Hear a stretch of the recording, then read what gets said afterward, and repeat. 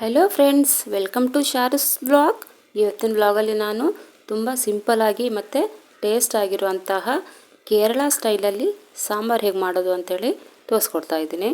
ಯಾಕಂದರೆ ನಾನಿರೋದೇ ಕೇರಳದಲ್ಲಿ, ಅದಕ್ಕೋಸ್ಕರ ನಾನು ಈ ಕಡೆ ರೆಸಿಪಿನೇ ನಾನು ನಿಮಗೆ ಶೇರ್ ಮಾಡ್ತಾ ಇರೋದು. ಹಾಗಾದರೆ ಬನ್ನಿ ಸಾಂಬಾರು ಹೇಗೆ ಮಾಡೋದು ಅಂಥೇಳಿ ನೋಡೋಣ. ಮೊದಲಿಗೆ ನಾನು ಒಂದಿಷ್ಟು ವೆಜಿಟೇಬಲ್ಸ್ನ ಈ ಥರ ಮೀಡಿಯಮ್ ಸೈಜಲ್ಲಿ ಕಟ್ ಮಾಡಿ ಇಟ್ಕೊಂಡಿದ್ದೀನಿ.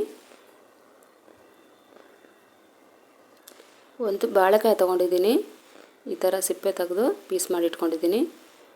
ಆಮೇಲೆ ಸ್ವಲ್ಪ ಟೊಮ್ಯಾಟೊ ತೊಗೊಂಡಿದ್ದೀನಿ, ಒಂದು ಹಸಿಮೆಣಸನ್ನು ತೊಗೊಂಡಿದ್ದೀನಿ, ಸ್ವಲ್ಪ ಸಿಹಿ ಕುಂಬಳಕಾಯಿನ ತೊಗೊಂಡಿದ್ದೀನಿ, ಒಂದು ಆಲೂಗೆಡ್ಡೆನ ಈ ಥರ ಸಿಪ್ಪೆ ತೆಗೆದು ಈ ಥರ ಪೀಸ್ ಮಾಡಿ ಇಟ್ಕೊಂಡಿದ್ದೀನಿ, ಸ್ವಲ್ಪ ಕ್ಯಾರೆಟನ್ನು ತೊಗೊಂಡಿದ್ದೀನಿ,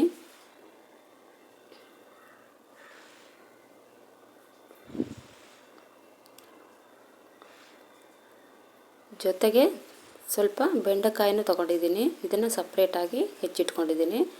ಇದನ್ನು ಸ್ವಲ್ಪ ಫ್ರೈ ಮಾಡಿಟ್ಕೊಳ್ತೀನಿ ಅದಕ್ಕೋಸ್ಕರ.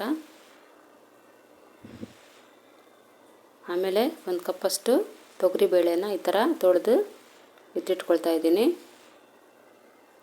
2 ಟೀ ಸ್ಪೂನ್ ಸಾಂಬಾರು ಪೌಡರ್ ತೊಗೊಳ್ತಾ ಇದ್ದೀನಿ, 2 ಟೀ ಸ್ಪೂನ್ ಧನಿಯಾ ಪೌಡರ್ನ ತೊಗೊಳ್ತಾ ಇದ್ದೀನಿ. ಆಮೇಲೆ ಸ್ವಲ್ಪ ಹುಳಿನ ಈ ಥರ ನೀರಲ್ಲಿ ನೆನೆಸಿಟ್ಕೊಳ್ತಾ ಇದ್ದೀನಿ. ಆಮೇಲೆ ಕುಕ್ಕರಿಗೆ ಮೊದಲಿಗೆ ಬೇಳೆ ಹಾಕ್ಕೊಳ್ತಾ ಇದ್ದೀನಿ.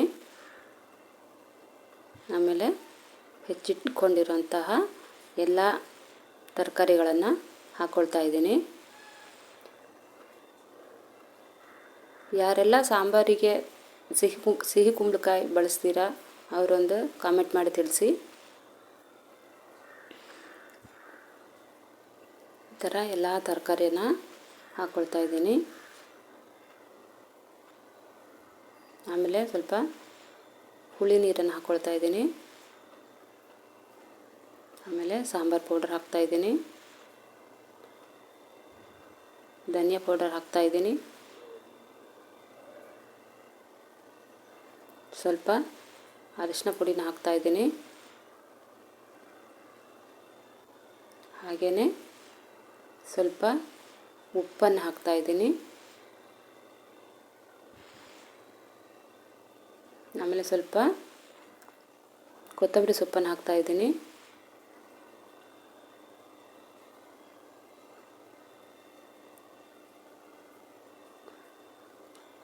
ಆಮೇಲೆ ಒಂದು 2 ಕಪ್ಪಷ್ಟು ನೀರನ್ನು ಹಾಕ್ತಾ ಇದ್ದೀನಿ.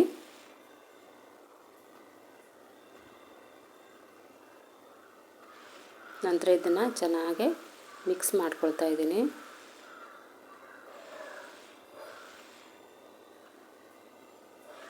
ಈ ಥರ ಮಿಕ್ಸ್ ಮಾಡಿಕೊಂಡು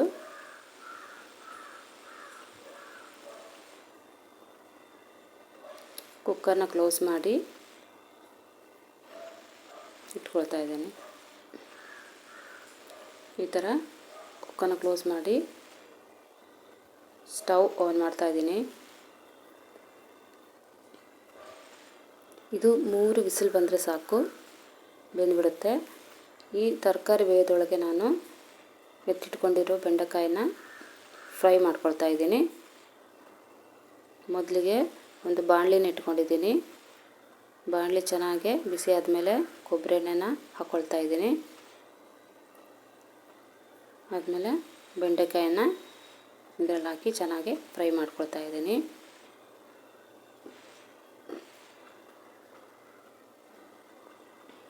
ಬೆಂಡೆಕಾಯಿ ಚೆನ್ನಾಗಿ ಹಸಿ ವಾಸನೆ ಹೋಗಬೇಕು ಮತ್ತು ಅದರಲ್ಲಿರೋ ನೋಳೆ ಅಂಶ ಎಲ್ಲ ಹೋಗೋ ರೀತಿ ಚೆನ್ನಾಗಿ ಫ್ರೈ ಮಾಡ್ಕೊಳ್ತಾ ಇದ್ದೀನಿ. ಕಲರ್ ಸ್ವಲ್ಪ ಚೇಂಜ್ ಆಗಬೇಕು, ಹೀಗೆ ಫ್ರೈ ಮಾಡ್ಕೊಳ್ತಾ ಇದ್ದೀನಿ.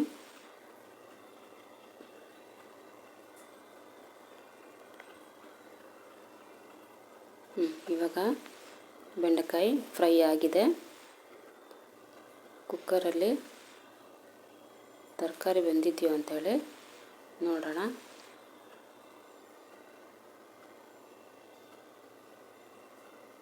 ಆಗಿದೆ, ತರಕಾರಿ ಎಲ್ಲ ಚೆನ್ನಾಗಿ ಬೆಂದಿದೆ.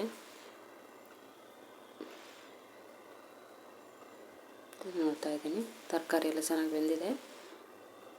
ಇದಕ್ಕೆ ಇವಾಗ 1-2 ಕಪ್ಪಷ್ಟು ಬಿಸಿ ನೀರನ್ನ ಹಾಕ್ತಾಯಿದ್ದೀನಿ.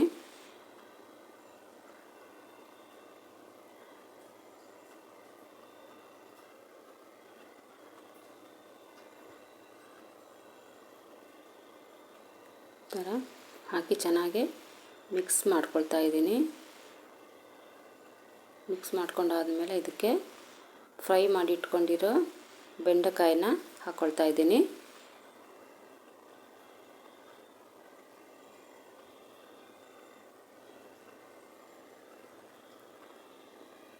ಆದಮೇಲೆ ಸ್ವಲ್ಪ ಮಿಕ್ಸ್ ಮಾಡಿಕೊಂಡು ಉಪ್ಪು ಹಾಕ್ಕೊಳ್ತಾ ಇದ್ದೀನಿ. ಉಪ್ಪು ಹಾಕ್ಕೊಂಡಾದ್ಮೇಲೆ ಇದನ್ನು ಚೆನ್ನಾಗಿ ಕುದಿಲಿಕ್ಕೆ ಬಿಡ್ತಾ ಇದ್ದೀನಿ.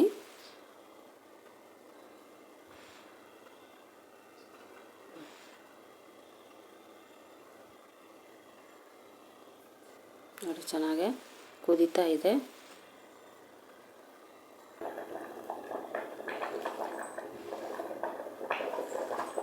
ಥರ ಕುದ್ದಾದಮೇಲೆ ಇವಾಗ ಸಾಂಬಾರಿಗೆ ನಾವು ಒಗ್ಗರಣೆ ಕೊಡಬೇಕು. ಮೊದಲಿಗೆ ಒಂದು ಪಾತ್ರೆನ ಇಟ್ಕೊಂಡಿದ್ದೀನಿ. ಪಾತ್ರೆ ಬಿಸಿ ಆದಮೇಲೆ ಸ್ವಲ್ಪ ಕೊಬ್ಬರಿ ಎಣ್ಣೆನ ಹಾಕ್ಕೊಳ್ತಾ ಇದ್ದೀನಿ. ಇದಕ್ಕೆ ಸ್ವಲ್ಪ ಸಾಸಿವೆನ ಹಾಕ್ಕೊಳ್ತಾ ಇದ್ದೀನಿ.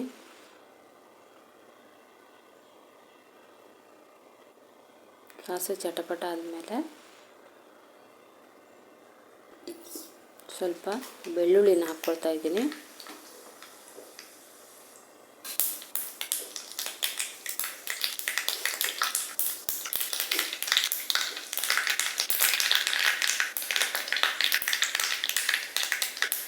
ಆದಮೇಲೆ 1-2 ಒಣಮೆಣಸು ಹಾಕ್ತಾಯಿದ್ದೀನಿ.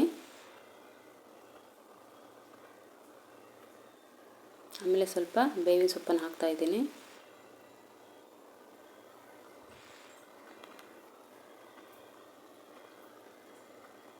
ಆದಮೇಲೆ ಈ ಥರ ಸಾಂಬಾರಿಗೆ ಹಾಕ್ತಾಯಿದ್ದೀನಿ ಒಗ್ಗರಣೆ ಮಾಡಿರೋದು.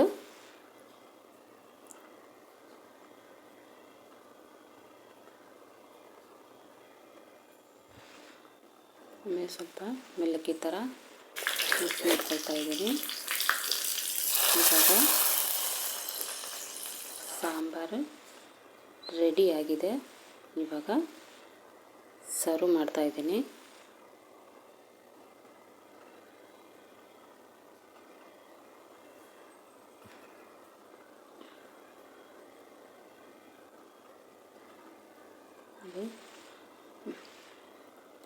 ಈ ಸಾಂಬಾರು ಅನ್ನದ ಜೊತೆಗೆ, ಇಡ್ಲಿ ಜೊತೆಗೆ ಮತ್ತು ದೋಸೆ ಜೊತೆಗೆ, ಹಾಗೆ ಚಪಾತಿ ಜೊತೆಗೆ ಕೂಡ ತುಂಬ ಟೇಸ್ಟಾಗಿರುತ್ತೆ. ಇದಕ್ಕೇನು ಜಾಸ್ತಿ ಟೈಮ್ ಬೇಡ ರೆಡಿ ಮಾಡೋಕ್ಕೆ. ಒಂದು 20 ನಿಮಿಷದಲ್ಲಿ ಸಾಂಬಾರನ್ನ ರೆಡಿ ಮಾಡ್ಕೊಳ್ಬೋದು. ತುಂಬ ಈಸಿ ಮತ್ತು ಟೇಸ್ಟ್ ಆಗಿರುತ್ತೆ.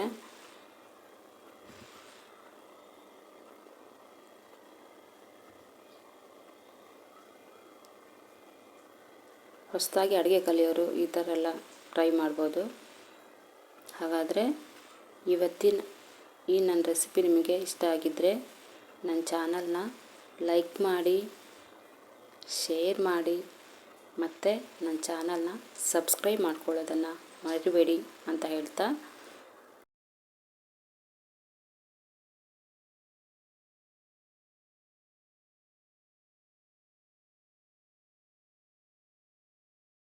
ಜೊತೆಗೆ ಕಾಮೆಂಟ್ ಮಾಡೋದನ್ನು ಮರಿಬೇಡಿ ಅಂತ ಹೇಳ್ತಾ ಇವತ್ತಿನ ಈ ವ್ಲಾಗನ್ನು ಮುಗಿಸ್ತಾ ಇದ್ದೀನಿ.